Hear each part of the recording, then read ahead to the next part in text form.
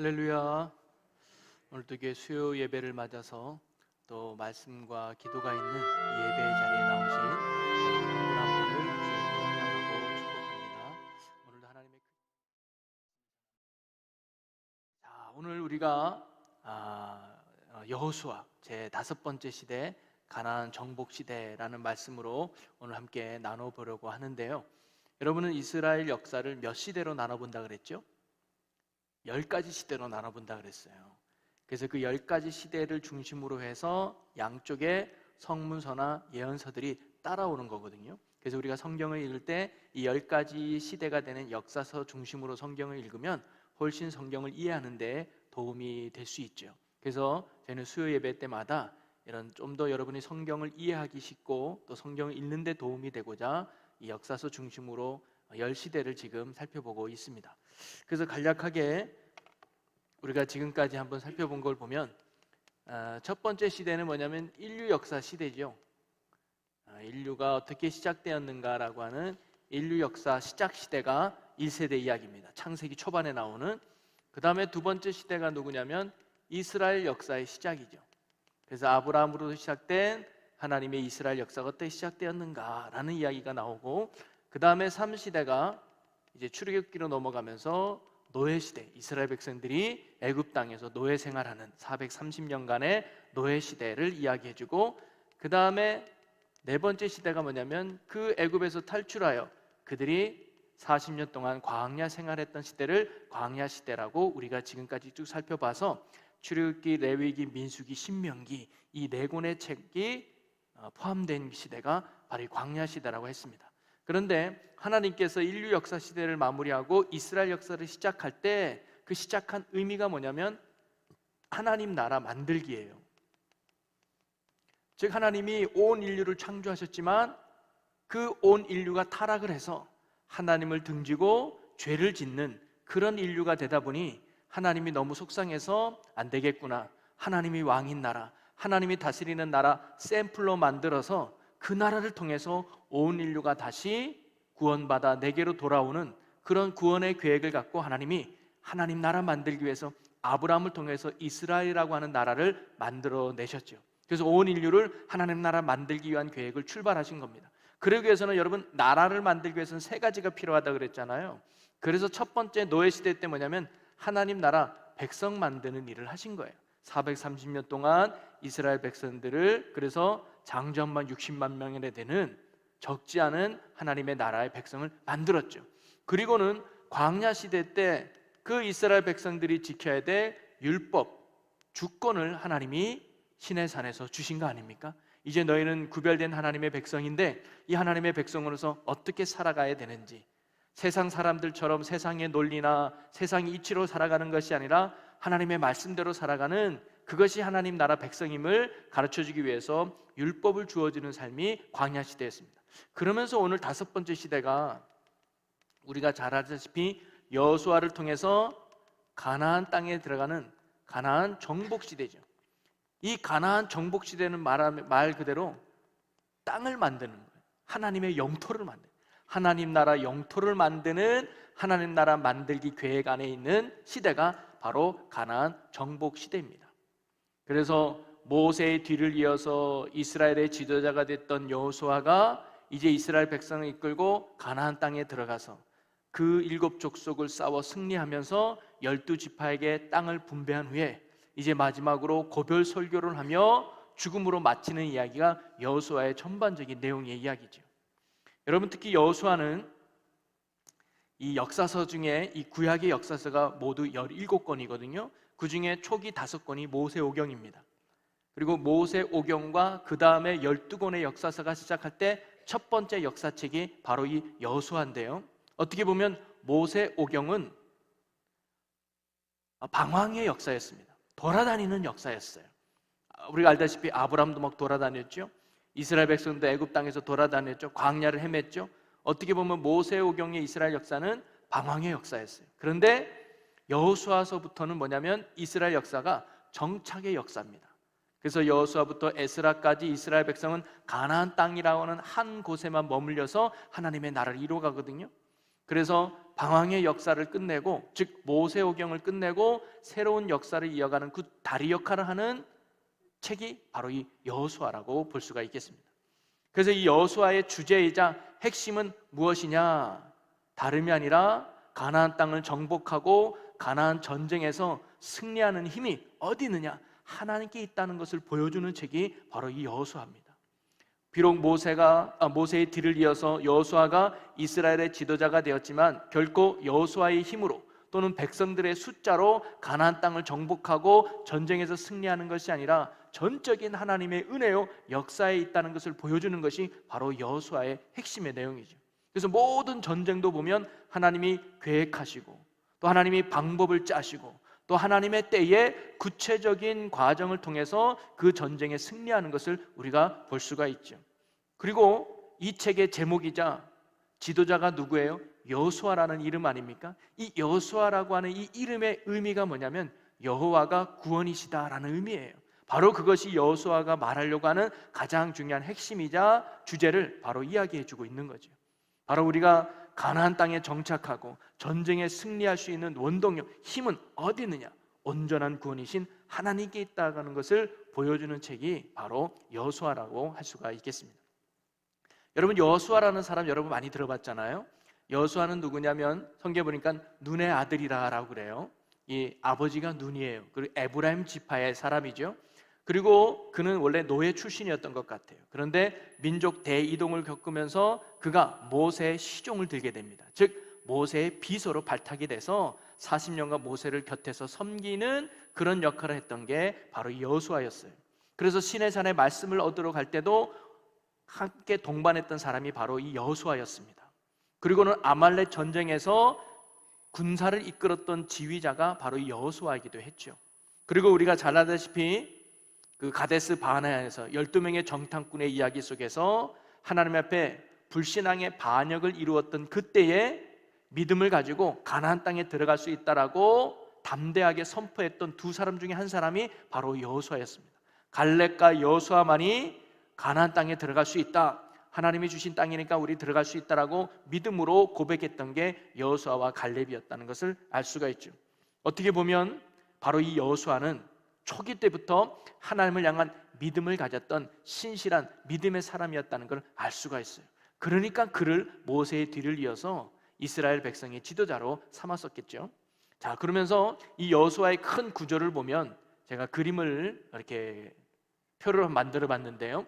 이 가나안 정복지대는 전반부와 후반부로 나눠보면 전반부는 가나안 정복 기사에 대한 이야기입니다. 그리고 후반부는 가나안을 정착하는 내용이 들어갈 수가 있어요. 그리고 이 두 가나안 정복은 또 두 부분으로 나눠볼 수 있는데, 첫째가 뭐냐면 가나안을 들어가기 위한 준비하는 과정이 있습니다. 우리가 어떻게 이 가나안 땅을 정복하겠느냐, 우리가 어떻게 이 가나안 땅을 들어가겠는가, 우리 철저하게 준비해야 된다면서 준비하는 과정이 1장부터 5장까지 나오고, 그 다음에 6장부터 12장까지는 이제 가나안에 입성하여 정복을 위한 전쟁이 치르게 돼요. 그래서요 31번의 전쟁에서 30번 이기고 한 번 지게 되죠. 그 한 번이 우리가 알고 있는 두 번째 전쟁인 아이성에게서 지게 됩니다. 그래서 7년간 피나는 전쟁을 치르게 되죠. 그게 가나안 정복 전쟁의 이야기 6장부터 12장이에요. 여리고 성을 시작으로 말미암아 그 다음에 후반부 들어가면 이제 그 가나안 땅을 정복하고 정착을 하는 거예요. 그러면서 12지파대로 땅을 분배하는 이야기가 나옵니다. 이때부터 이제 이스라엘은 본격적으로 방황의 시대가 끝나고 정착의 시대가 되는 거죠. 그러면서 마지막에 22장부터 20장부터 24장까지가 여호수아의 고별 설교, 우리가 잘 알다시피 나와 우리 집은 하나님만을 섬기겠다, 널도 선택해라 라고 마지막으로 이스라엘 백성들에게 권면을 하고, 이스라엘 백성들은 우리도 하나님만을 섬기겠습니다 라는 결단과 함께 더불어서 다시금 하나님과 언약을 맺고 율법을 제정하는 그런 이야기가 여호수아 말미로 끝나게 되죠. 그래서 오늘 저는 이걸 다 살펴보기보다는 처음에 나오는 가나안 입성 준비되는 부분만 한번 살펴보고 나머지는 다음 주에 의해서 한번 살펴보려고 합니다. 여러분, 우리가 흔히 알고 있는 가나안 땅은 어떤 땅일까요? 물론 젖과 꿀이 흐르는 땅이다 라고 성경에 많이 나와 있지만 제가 지도를 한번 가져왔습니다. 지도를 보면 빨간색으로 칠해진 부분이 바로 가나안 땅이에요. 이스라엘이라고 할 수가 있겠죠. 그리고 이 가나안 땅을 잘 보면 오른쪽으로는 아시아가 있고 위쪽으로는 유럽이 있고 또 아래쪽으로는 아프리카로 연결된 세 대륙에 맞물려 있는 아주 묘한 위치에 있는 것이 바로 이 가나안 땅이었습니다. 그뿐만 아니라 여기 보면 티그리스와 유프라테스 강이 있는 메소포타미아 문명이 발달되고 아래는 이집트 문명이 굉장히 발달되어 있거든요. 두 큰 강대국 아이에서 샌드위치로 있는 나라가 바로 이 가나안 땅이었습니다. 그러다 보니까 얼마나 외세의 침입이 많았겠어요. 이리 치이고 저리 치이고 비슷한 나라가 있죠. 어디예요? 우리나라죠. 우리나라도 보면 내륙과 내외에 붙어 있어가지고 일본에 치이고 중국에 치이고 또 러시아에 치이고 여러 치여가지고 참 샌드위치로 가장 많은 침략을 받았던 게 우리나라 아니겠습니까? 그에 못지않게 가나안 땅이 그랬다는 거예요. 이러한 모든 전쟁과 아픔이 많다 보니까 가나안에 발달된 게 하나 있어요. 뭐가 발달되느냐? 우상이 발달돼요. 여러분 힘들면 뭔가 기대고 싶잖아요. 어려우면 뭔가 붙들고 싶잖아요. 그래서 가나안 땅에 가장 많이 발달된 게 뭐냐면 우상 문화가 굉장히 발달합니다. 그래서 우리가 알다시피 바알과 아세라상을 중심으로 해서 또는 아스다롯과 몰렉이라고 하는 여러 신들을 숭방하는 그런 우상 문화가 바로 이 가나안 땅이 갖는 특징 중에 하나였습니다. 그리고 이 가나안 땅이 갖는 우상 문화의 핵심의 내용이 뭐냐면 바로 음란하는 성적 타락이었어요. 여러분 레위기 18장에 보면 하나님이 이스라엘 백성들에게 너희들이 앞으로 지켜야 될 법이다라고 말씀하면서 특별히 18장에 가면 너희들이 이런 성적 타락을 조심해라 라고 말씀하신 내용이 18장에 쭉 나와요. 그래서 18장 3절에 보면 이렇게 나오죠. 너희는 너희가 거주하던 애굽 땅의 풍속을 따르지 말며 내가 너희를 인도할 가나안 땅의 풍속과 규례도 행하지 말고, 즉 18장에 하나님이 이거 하지 마라 이거 하지 말라라고 하는 많은 말씀을 하셨는데 그 말씀의 근거는 가나안 땅을 염두에 두고 하나님이 하신 말씀이에요. 그러면 18장에 나오는 게 뭐냐면 다 음란한 죄를 짓지 말라는 내용이에요. 저희 18장 6절에 보면 각 사람은 자기의 살부치를 가까이 하여 그의 하체를 범하지 말라. 나는 여호와니라. 여기서 자기의 살부치가 뭐예요? 가족들이거든요. 그러니까 가족들과 성적으로 타락하지 말라는 거예요. 그래서 그 다음에 말씀해 보면 어머니 하체를 범하지 말고 아버지 하체를 범하지 말고 형제 자매 하체를 범하지 말고 심지어 손녀들 하체를 범하지 말라고 하는 이런 말씀이 쭉 나와요. 그런 적도 없는 이스라엘 백성이었을 텐데, 우리는 오직 가족밖에 없었는데 이런 죄를 범한 적도 없는 이스라엘 백성이었을 때도 불구하고 하나님의 18장에 이렇게 말씀하신 거예요. 심지어는 남자는 남자끼리 여자는 여자끼리 동치 마라 하지 마라, 심지어 동생열애를 금지하는 법까지 하나님이 쭉 이야기해 주는데 이렇게 말씀한 근거는 뭐냐면 바로 가나안 땅을 염두했기 때문이에요. 왜냐하면 그 땅이 그만큼 타락하고 성적으로 음란했기 때문에 너희들이 깨어있지 않으면 그 음란한 문화에 너희들이 젖어서 타락할 게 뻔하니까 하나님은 이미 그들에게 이런 올바른 법을 말씀으로 가르쳐 주셨던 거죠.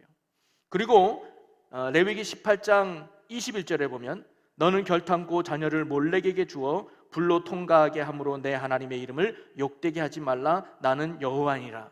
아마 이스라엘 백성들은 몰렉이 뭔지도 몰랐을 거예요. 근데 하나님이 몰렉이란 걸 이미 얘기했는데 그게 뭐냐면 가나안에서 섬기던 신이었습니다. 이 몰렉의 신은요, 인간이 가장 소중한 것을 제물로 원하는 신이었어요. 그걸 주지 않으면 재앙을 준다고 생각했던 거예요. 그래서 사람들이 가장 소중하게 여겼던 게 뭘까요? 자식이었던 거예요.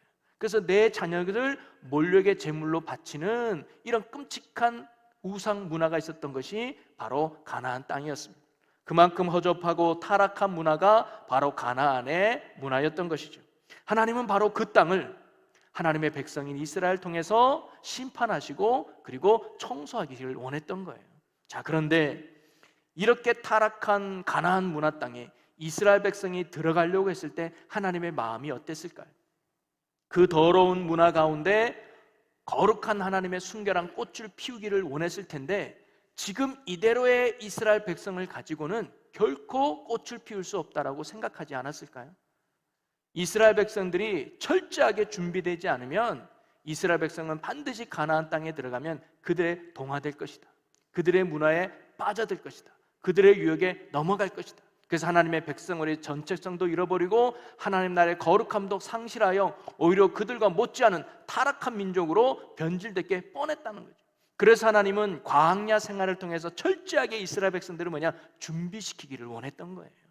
그래서 가나안 땅에 들어가도 너희들이 물들지 않고, 그래서 타락한 그 땅을 거룩한 하나님의 나라로 만드는, 영적 하나님의 나라로 하나님이 만드는 그 민족으로 세우기 원했던 거죠. 그래서 하나님은 특별히 시내산에서 말씀을 주시지 않았습니까? 너희들 이거대로 살아야 돼, 이거대로 지켜야 돼, 그래야 너희들이 가나안 땅에 물들지 않고 하나님의 거룩한 나라를 이룰 수 있어 라고 하나님을 향한 믿음과 더불어서 율법을 주셨는데, 우리가 알다시피 가데스 바네아에서 그들이 불신앙의 반영을 이루지 않습니까?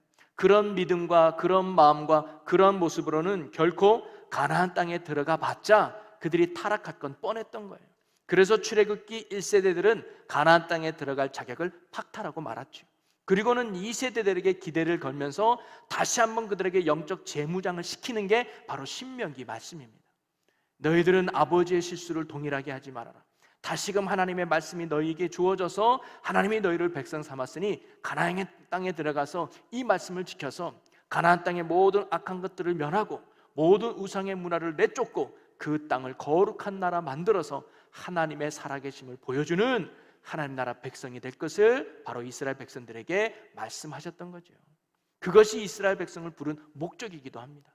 가장 타락했던 가나안 땅에 가장 거룩했던 이스라엘 백성이 들어가서 그 타락한 우상 문화를 벗어버리고 내쫓고 하나님이 다스리는 나라 만들어서 이방 나라들로 하여금 야, 역시 하나님이 다스리는 나라가 축복의 나라구나, 하나님이 함께하는 나라가 영광의 나라라는 것을 보여줌으로 말미암아 열방의 빛으로 삼고자 하나님이 이스라엘 백성을 부르셨다는 거죠. 그 사명이 바로 이스라엘 백성들에게 있었습니다. 그러기에 가나안 땅에 들어가는 사람은 어떤 사람이어야 할까요? 어떤 사람이 가나안 땅에 들어가야 할까요? 한마디로 말하면 가나안 정복 의지가 뚜렷한 사람이 들어가야 되죠. 아무 생각 없이 들어갔다가는 물들기 뻔했다 이 말이죠. 그래서 자신의 구원의 방향성이 분명한 사람만이 들어가서 정신 똑바로 차리고 그 땅을 심판하고 정복해야만 했던 것입니다.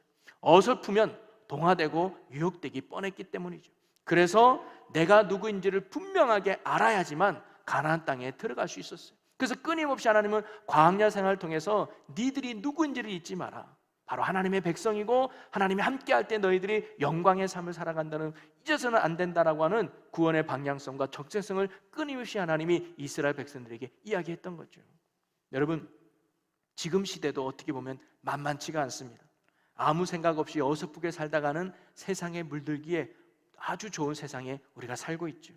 당시에 바알과 아스다롯과 아세라와 몰렉이라는 신이 이제는 얼굴을 바꾸어서 음란 문화로 또는 세상 문화로 우리에게 다가와 우리를 유혹하고 있다는 거예요. 이럴 때 우리가 말씀으로 깨어있지 않으면, 신앙으로 깨어있지 않으면 우리도 쉽게 무너지고 넘어질 수밖에 없는 세상 속에 우리가 살아가고 있다는 거예요. 그래서 정신 똑바로 차리고 우리가 올바르게 예수를 믿어야 될 줄로 믿습니다. 우리가 발을 딛고 살아가는 이 세상은요, 결코 하나님을 인정하는 세상이 아니에요. 하나님을 따르는 세상도 아니에요. 하나님의 기쁨이 되고자 노력하는 세상은 더더욱 아니에요. 어떻게든 하나님과 대적하고 하나님을 멀리하는 타락의 세상, 우상 문화에 쩌든 그 세상이 우리가 살고 있는 이 땅 아니겠습니까?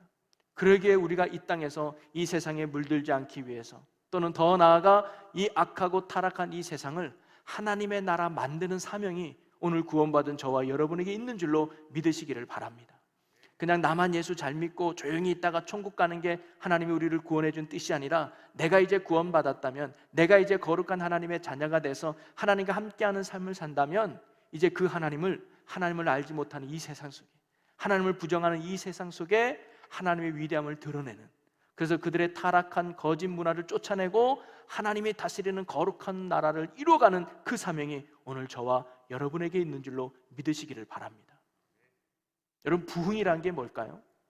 단순히 숫자가 늘어나서 예수 믿는 사람들이 많아지는 게 부흥이 아니라 내가 있는 그곳에서 하나님의 나라가 이루어지는 게 진정한 부흥인 줄로 믿으시기를 바랍니다.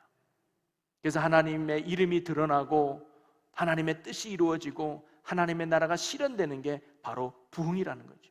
오늘 이 땅에서 하나님을 부정하고 하나님을 업신여기는 이 세상 속에서 먼저 구원받은 저와 여러분이 이 땅의 정적 이스라엘로서 하나님의 살아계신가, 하나님의 위대함과 하나님의 일하심을 여러분의 가정에서, 여러분의 직장에서, 삶의 터전에서 보여줌으로 말미암아 하나님의 왕이심을 선포하고 많은 이들이 우리를 통해서 하나님께로 돌아오는 이 복음의 열매를 맺을 수 있는 그런 구원의 역사가 오늘도 저와 여러분에게 있기를 주님의 이름으로 간절히 축원합니다.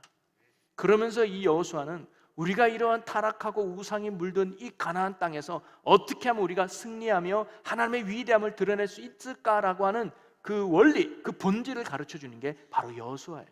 여러분, 여호수아는 이미 가나안 땅에 이미 7 족속이 살고 있었습니다.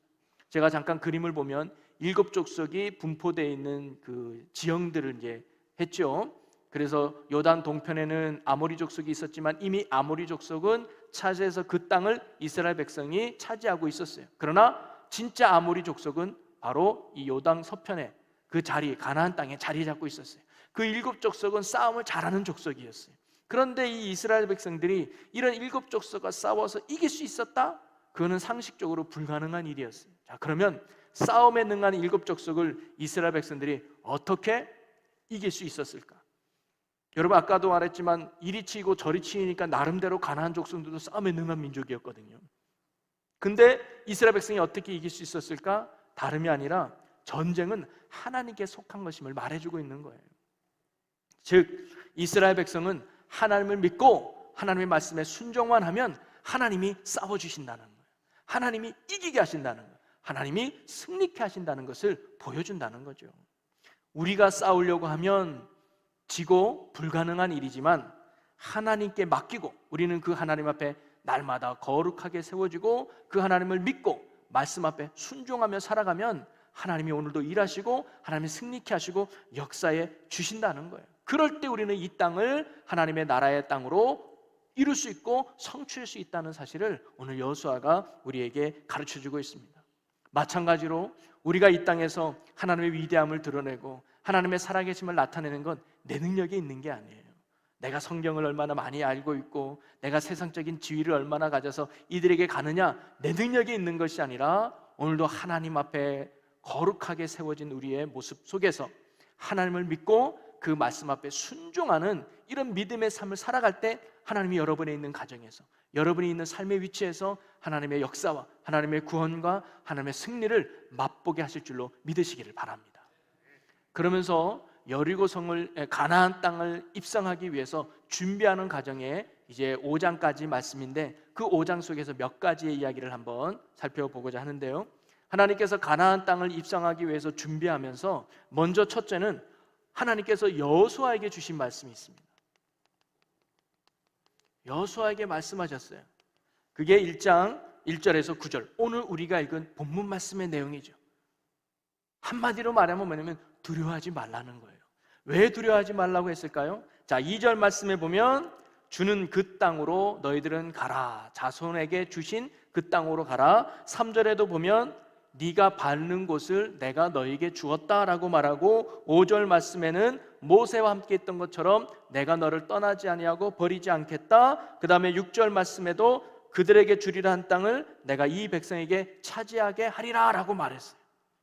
여러분, 이 말씀의 공통점은 뭐냐면 그 땅이다, 네가 밟는 땅이라, 주리라고 한 땅이라 이렇게 표현한 건 뭐냐면 이미 하나님이 그 백성의 그 땅을 줬다는 거예요. 야, 니들이 힘 있으면 차지해봐, 니들이 능력 있으면 얻어봐 라는 게 아니라 이미 하나님께서 이스라엘 백성들에게 주신 땅이라는 거예요. 이 가나안 땅을 내가 얻고 못 얻고가 아니라 이미 하나님이 그 땅은 너희 거라고 약속했다는 거예요. 문제는 뭐예요? 그 하나님을 믿는 믿음이 필요했던 거예요. 맞아, 그 땅은 내가 차지하는 땅이 아니야. 이미 하나님이 주신 땅이야. 그 땅은 내가 노력해서 얻는 게 아니야. 이미 하나님이 허락하신 땅이야. 우리는 뭐예요? 주신 하나님을 믿으면 돼요. 그 믿음과 더불어서 뭐예요? 순종하면 되는 거예요. 그럴 때 그 땅을 하나님이 차지하게 하실 줄로 믿습니다. 그래서 여호수아에게 두려워하지 말라고 말한 거예요. 여호수아야, 네가 힘이 없다고 두려워하지 말아라. 능력이 없다고 두려워하지 말아라. 모세처럼 똑똑하지 못하다고 두려워하지 말아라. 너는 나만 믿어라. 너가 나만 믿고 내 말에 순종하면 모세와 함께 했던 것처럼 너와 함께 할 거야. 여호수아야, 두려워하지 말고 너는 나만 믿고 따라와. 여러분, 그게 승리의 원동력인 줄로 믿으시기를 바랍니다. 하나님은 명령과 약속을 이스라엘 백성들에게 주셨고 이스라엘 백성은 그 말씀에 순종하면 되는 거였어요. 그러면 하나님이 모세와 함께 하셨던 것처럼 여호수아와 함께 하겠다고 약속했어요. 여러분, 하나님이 함께 하면 벌써 게임 끝난 거예요. 그렇지 않아요? 하나님이 함께하면 역사는 거기서 일어나는 것이죠. 마찬가지로요, 하나님은 이미 우리에게 영적인 축복을 미리 주신 줄로 믿으시기를 바랍니다. 기도 응답의 축복, 가정의 축복, 구원의 축복, 물질의 축복, 이 땅에 있는 모든 영적인 축복을 이미 하나님이 우리에게 허락하셨단 말이에요. 우리는 뭐예요? 그 하나님을 믿고 순종하면 되는 줄로 믿으시기를 바랍니다. 그래서 하나님이 주신 이 영적인 축복은 우리가 순종으로 반응할 때 우리의 삶에 얻어지는 거예요. 그것을 우리 편에서는 기적이라고 말할 수 있지만 하나님 편에서는 뭐예요? 약속에 대한 응답일 뿐이에요. 오늘도 저와 여러분이 그 축복하신 하나님을 믿고 그 믿음과 더불어 순종함으로 나아갈 수 있기를 주의 이름으로 간절히 축원합니다. 여러분, 믿음으로 순종하지 않으면서 맨날 주여 믿습니다라고 기도만 한다면 그거 이루어지지 않는 거예요. 기도와 더불어서 하나님을 믿는 믿음과 함께 순종으로 나아갈 때, 그때 우리의 믿음을 보고 하나님이 불가능을 가능케 하고 영적인 축복의 열매를 우리의 삶에 맺게 해줄 줄로 믿으시기를 바랍니다. 그리고 또 하나, 이 가나안 땅을 정복하기 위해서 준비시킨 두 번째는 뭐냐면 이런 백성들의 반응입니다. 즉, 여호수아를 모세의 뒤를 이어서 지도자로 세웠을 때 지금처럼 선거하거나 투표한 게 아니거든요. 여러분, 어떤 사람을 지도자로 세우겠습니까? 자, 후보가 2명 있습니까? 투표합시다 해서 백성들의 다수 의견을 모아서 선택한 게 절대 아니에요. 일방적인 하나님의 선택이고 일방적인 하나님의 보고였어요. 그래서 여호수아를 지도자로 세웠을 때 이스라엘 백성들이 거기에 대해서 우리는 여호수아를 인정할 수 없습니다, 우리는 이 사람이 더 좋습니다 라고 그것에 순종하지 않았다면 가나안 땅을 정복하는 데 굉장히 어려웠을 거예요. 그런데 여호수아가 지도자가 딱 됐을 때 백성들이 어떤 반응을 보였냐? 자, 우리 16절부터 18절을 볼까요? 자, 한 절 한 절씩 읽어봅니다. 그들이 여호수아에게 대답하여 이르되 당신이 우리에게 명령하신 것을 우리가 다 행할 것이요 당신이 우리를 보내시는 곳에서 우리가 가리이다.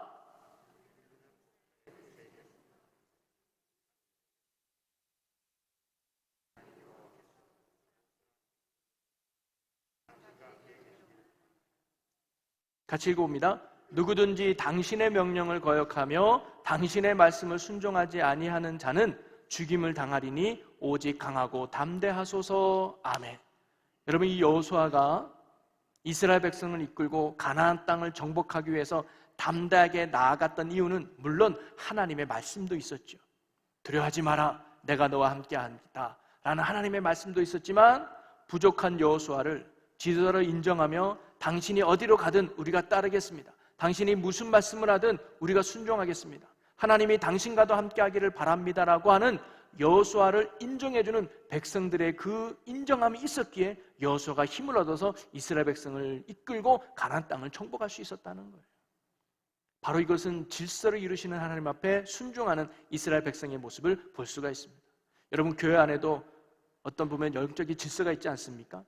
담임 목사가 있으면 부목사가 있고 장로가 있고 권사가 있고 속회도 보면 속장이 있고 또는 부서장이 있고 여러 가지 그 위치에 리더들이 있잖아요. 근데 우리가 세상적인 기준을 보면 나보다 더 부족해 보일 수도 있고 연약해 보일 수 있는 사람도 있어요.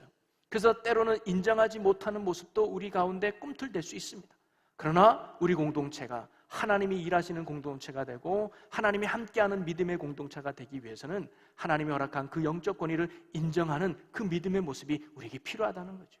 그럴 때 그 공동체를 통해서 하나님의 귀한 일들을 이루어 가시는 줄로 믿으시기를 바랍니다. 그리고 세 번째로 또 하나님께서 오늘 이 여호수아의 초기 이스라엘이 가나안 땅을 정복하기 위해서 준비하는 과정 가운데 모습 가운데 기생 라합과 언약하는 부분이 나오죠. 2장에 보면 그래서 2명의 정탐꾼을 보내는 이야기가 나오지 않습니까? 여러분, 성경에는 정탐꾼을 보내는 이야기가 2번 나와요. 한 번이 어디서 나오죠? 민수기에 보면 가데스 바나에서 가나안을 들어가기 위해서 12명의 정탐꾼을 보낸 이야기가 나오죠. 그리고 오늘 여리고성을 들어가기 위해서 2명의 정탐꾼을 보낸 이야기가 나옵니다. 그런데 이 동일하게 정탐꾼 이야기지만 차이가 있어요. 뭐냐면 가데스 바나에서 12명의 정탐꾼은 하나님이 명령함으로 보낸 정탐꾼이에요. 하나님께서 모세에게 지파마다 하나씩 선택해서 정탐꾼을 세워라 라고 했어요. 즉 하나님이 주도한 사건이었습니다. 뭘 주도했을까요? 이스라엘 백성들의 믿음을 보려고 했던 거예요. 니들이 그렇게 어려운 환경을 보고도 너희들이 나를 믿고 가나안 땅을 들어갈 수 있겠느냐라는 그들의 믿음을 테스트하려고 했던 거죠. 근데 그 결과 그들은 그 테스트에 넘어지고 말았죠. 그런데 오늘 이 두 명의 정탐꾼은 여호수아가 스스로 결단해서 보낸 거예요. 뭐냐면 이미 믿음을 가지고 여리고를 정탐한 겁니다. 야, 우리가 여기 무너뜨릴 수 있을까 없을까? 우리가 이길 수 있을까 못 이길까? 이거를 보기 위해서 간 게 아니야. 이미 여리고는 우리 땅이야. 이미 여리고는 우리가 무너뜨릴 수 있어. 그러면 어떤 땅인지 우리가 미리 한번 보고 오자. 그런 믿음의 확신을 가지고 간 정탐꾼의 내용이었단 말이에요. 그게 큰 차이였습니다. 자, 그랬더니 이 두 명의 정탐꾼을 누가 숨겨두었죠? 기생 라합이에요. 아마 이제 술집이니까 여러 사람들도 오니까 아마 그 사람 집이 편하다고 해서 숨었겠죠. 그런데 마치 정탐꾼이 여리고성에 들어왔다는 게 들켰어요. 그런데 이 라합이 목숨을 걸고 이 정탐꾼 두 명을 숨겨두지 않습니까? 오늘날 보면 역적 행위를 한 거예요. 간첩 행위를 한 거죠. 들키면 자기의 목숨만 아니라 온 가족들 목숨까지도 잃어버릴 수 있는 상황이 있음에도 불구하고 이 기생남은 정탐꾼 두 명을 목숨 걸고 숨겨주잖아요. 그 숨겨준 이유가 무엇일까요? 이스라엘에 대한 하나님에 대한 분명한 믿음이 바로 이 라합에게도 있었기 때문입니다. 시간상 본문 말씀을 쭉 읽어볼 수는 없겠지만 여호수아 2장 8절에서 11절 말씀에 보면 숨겨진 이유를 라합이 이렇게 얘기해요. 내가 당신들의 하나님에 대한 이야기를 들었습니다. 홍해를 가르고 광야에 있는 민족들을 이렇게 치고 저렇게 치고 그리고 요 근처에 있는 여압 땅에 있는 이 민족 전 민족도 이기는 위대한 하나님을 내가 들었습니다. 그 하나님의 이야기를 들으니까 제가 온몸이 벌벌벌 떨리면서 굉장히 두렵습니다. 그리고 그 하나님이 이 여리고 성도 멸하신다고 하면 분명히 멸할 겁니다. 누구도 그 하나님을 이길 수 없을 것 같아요 라고 하나님에 대한 신앙 고백을 이 라합이 가졌거든요. 그러면서 이 라합이 정탐꾼을 숨겨주고 하나를 부탁합니다. 뭐냐면 그 여리고성을 멸망시킬 때 우리 가족 좀 구원해 주세요. 우리 가족 좀 살려주세요 라고 구원을 요청하죠. 그랬더니 정탐꾼이 알았어. 그러면 당신의 이 여리고성을 심판하는 그날 모든 가족들을 당신 집에 모으고 당신 집 창문에다 붉은 줄을 내리시오. 그럼 우리가 그 붉은 줄을 내린 그 집만큼은 우리가 절대 건들지 않겠소. 그 약속을 해요. 그러고는 정말 여리고성을 무너뜨릴 때 그 붉은 줄을 나른 그 집만큼은 쳐들어가지 않고 나머지는 다 초토화시켜서 나중에 그 집에 있는 라합의 식구들만이 구원받게 되죠. 그것도 모자라서 나중에 라합이 메시아 족보에 이름을 올리는 하나님의 축복까지 누리게 됩니다. 그래서 마태복음 1장에 보면 족보가 나오잖아요. 그 족보에 이방 여인 3명이 등장해요. 롯과 다말 그리고 라합이 등장을 합니다. 그만큼 하나님 앞에 구원의 은혜를 받은 여인이 라합이죠. 그러면서 이 기생 라합과 언약을 맺으면서 이 사건을 통해서 하나님이 너희들이 가나안 땅을 정복하기 위해서 필요한 게 뭔가를 보여주는 거예요. 뭐냐면 구원은 전적으로 믿음으로 얻어진다는 사실을 이 기생을 통해서 보여주고 있는 거죠. 어떤 사람이냐는 중요하지 않습니다. 어떤 출신이냐도 중요하지 않습니다. 기생 라합과 같이 하나님을 믿고 붉은 줄을 내려라 라는 이 말씀을 믿고 그 말씀 앞에 순종했을 때 온전한 구원이 그 가정과 그 삶에 이루어졌다는 사실을 보여주고 있는 거예요. 여러분 오늘도 마찬가지예요. 어떤 사람에게 하나님의 구원하심과 어떤 사람에게 하나님의 축복과 어떤 사람이 하나님의 은혜 역사가 일어나느냐 다른 게 아니라 은혜 베푸신 하나님을 믿고 그 말씀 앞에 순종하는 사람에게 오늘도 하나님이 구원의 열매와 구원의 역사가 그 삶에 이루어지는 줄로 믿으시기를 바랍니다. 또 하나 번외로 이야기하자면 그 붉은 줄을 내렸을 때 그 붉은 줄은 바로 예수 그리스도를 상징하는 거예요. 십자가의 보혈을 상징하죠. 그래서 십자가의 보혈 안에 있는 사람이면 그 사람이 어떤 사람이든 하나님의 구원을 받아 하나님의 은혜를 누리는 그런 복음의 메시지가 또 기생 라합의 이야기 속에 담겨져 있었던 거죠. 자, 그러면서 마지막 4번째가 준비하면서 뭐냐면 요단강을 건너가라는 거예요.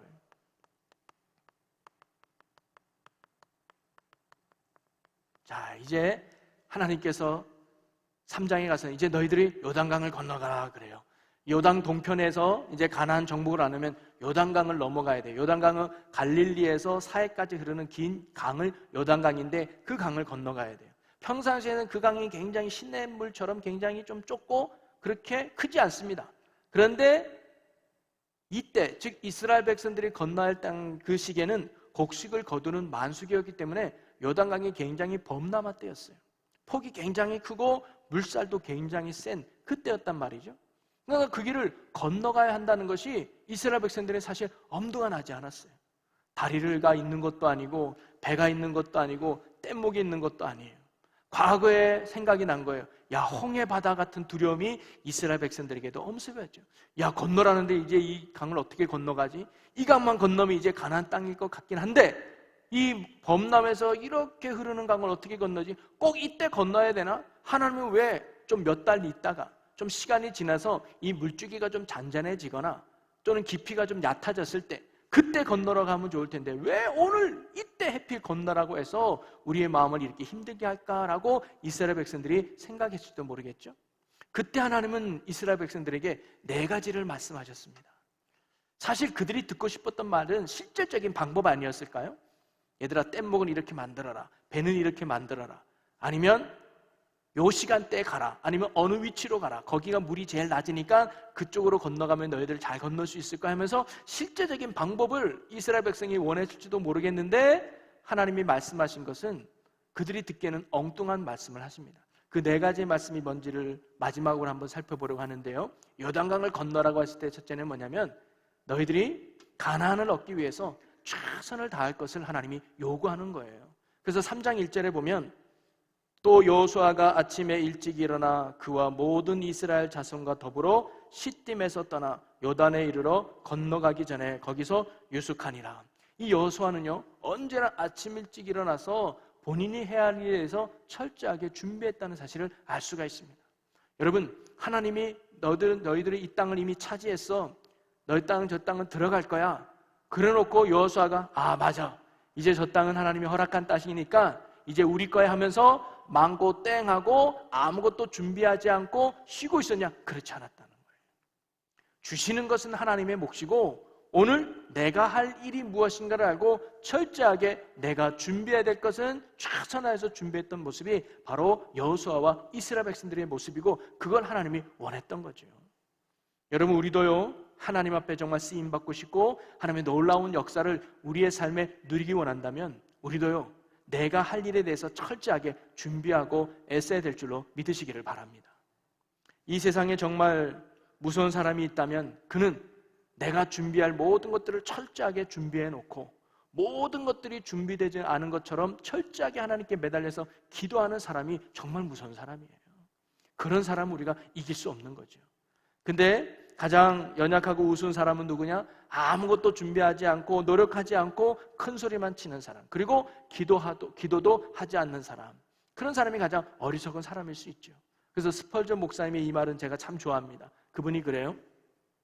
기도할 때는 모든 것이 하나님께 달려있는 것처럼 기도해라.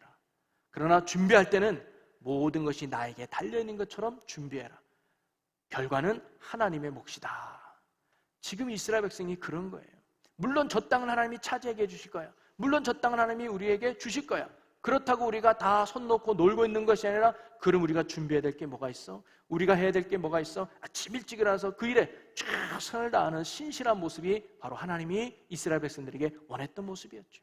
오늘도 저와 여러분이 주어진 삶의 자리에서 하나님의 역사를 기대하며 우리가 해야 될 일에 최선을 다해서 하나님의 역사를 이루어갈 수 있는 믿음의 일꾼들이 되시기를 주님의 이름으로 간절히 축원합니다. 두 번째는 언약궤를 보고 쫓으라고 말씀해요. 여러분, 이스라엘 백성들이 진을 칠 때는 언약궤는 항상 진 중앙에 있었잖아요. 그 중앙에 있는 이유가 뭐냐면 하나님이 이스라엘 백성과 늘 함께 한다는 것을 상징적으로 보여주는 거예요. 그런데 이스라엘 백성이 이제 진을 떠나서 요단강을 건너갈 때는 조금 달랐어요. 성경에 보니까 3장 4절에 그러나 너희와 그 사이 거리가 2000규빗쯤 되게 하고 그것에 가까이 하지 말라. 그리하면 너희가 행할 길을 알리니 너희가 이전에 이 길을 지나보지 못하였음이라 하니라. 행할 때 언약궤를 먼저 앞장 세우고 이스라엘 백성이 뒤쫓아가라는 거예요. 근데 그 언약궤가 2000규빗이나 멀리 떨어져서 그 뒤를 따르라고 했어요. 왜냐하면 2000규빗이면 한 800m 정도 되는 거리거든요. 왜냐하면 너무 가까이 있으면 뒤에 사람이 언약궤가 안 보이잖아요. 한 800m 정도 떨어져 있어야 이스라엘 백성이 저 끝에서도 언약궤가 보이는 거예요. 그렇게 쫓아가라는 거예요. 이건 뭘 의미하는 거예요? 하나님만을 바라보고 따라가라는 그 말씀을 하고 계시는 거예요. 그래야 너희들이 방향을 잊지 않고 목적지까지 온전히 이룰 수 있음을 하나님이 말씀해 주고 계시는 거죠. 여러분, 오늘도 우리에게 마찬가지입니다. 우리에게 주는 교훈도 동일하죠. 두렵고 두려운 상황, 걱정되는 상황, 내가 한 번도 가보지 않은 것을 때문에 앞이 캄캄하고 두렵고 불안할 때 뭐예요? 우리가 앞서 행하시는 하나님을 바라보고 살아가야 될 줄로 믿습니다. 말씀을 바라보고 하나님의 은혜를 바라보고 나아갈 때 하나님이 우리를 인도해 주신다는 거예요. 힘들 때마다 우리의 시선이 항상 하나님을 향해 있기를 주님의 이름으로 간절히 축원합니다. 상황을 바라보고 상황을 따르는 것이 아니라 이 상황을 만드시고 이 상황을 인도하시는 하나님을 바라보고 나아간다면 우리의 삶에 놀라운 하나님의 역사와 은혜가 일어나게 될 줄로 믿습니다. 자, 오늘은 여기까지만 말씀을 나누고 다음 주에 다시 이어서 한번 나눠보려고 하는데요, 가장 중요한 여호수아의 핵심은 다른 게 아니에요. 우리는 가나안 땅을 정복해야 됩니다. 그 땅에서 하나님의 위대함을 드러내야 됩니다. 저는 여러분의 가정에서, 여러분의 삶의 터전에서 하나님의 나라를 이루어가고 하나님의 살아계심을 보여주는 영광의 삶이 되기를 주님의 이름으로 간절히 축복합니다. 그런데 그런 삶을 이루는 원동력은 어디 있느냐? 다른 데 있는 것이라 하나님께 있다는 거예요. 내 힘에 있는 것도 아니고 구원의 주체가 되시는 하나님께 있음을 믿고 오늘도 하나님을 믿음과 순종함으로 따르는 그런 거룩함으로 나아갈 때 하나님이 오늘도 우리의 삶에 역사하신다는 거죠. 오늘도 부족한 저지만 여러분과 함께 하나님을 온전히 믿고 또 순종함으로 여러분의 삶의 자리에서 하나님의 나라를 이루어가고 뜻을 이루어갈 수 있는 믿음의 귀한 축복의 주인공들이 되시기를 주님의 이름으로 간절히 축원합니다. 우리 기도하겠습니다. 살아계신 하나님, 이 땅도 하나님을 인정하지 않는 어찌 보면 영적인 가나안과 같은 우상의 문화가 판을 치는 이 세상 속입니다. 우리가 이 세상 속에서 거룩함을 잊지 않게 하여 주시고 하나님의 은혜 가운데 오히려 이 모든 악한 것들을 몰아내고 하나님의 나라를 이루어가는 축복의 도구로 쓰임받는 믿음의 지체들이 되게 하여 주시옵소서. 그 승리의 원동력은 오직 하나님께 있음을 믿고 우리가 거룩함을 잃어버리지 않고 하나님을 향한 믿음을 갖고 순종하며 하나님의 역사를 이루어가는 믿음의 자녀들이 되게 하여 주시옵소서. 감사드리며 예수님의 이름으로 기도합나이다. 아멘. 여호수아 본받아 앞으로 가세. 여호수아 본받아 앞으로 가세. 우리 거할 조소는 주님 품일세. 아멘. 우리 승리케 하신 하나님께 큰 박수로 영광 돌리겠습니다. 할렐루야. 아멘.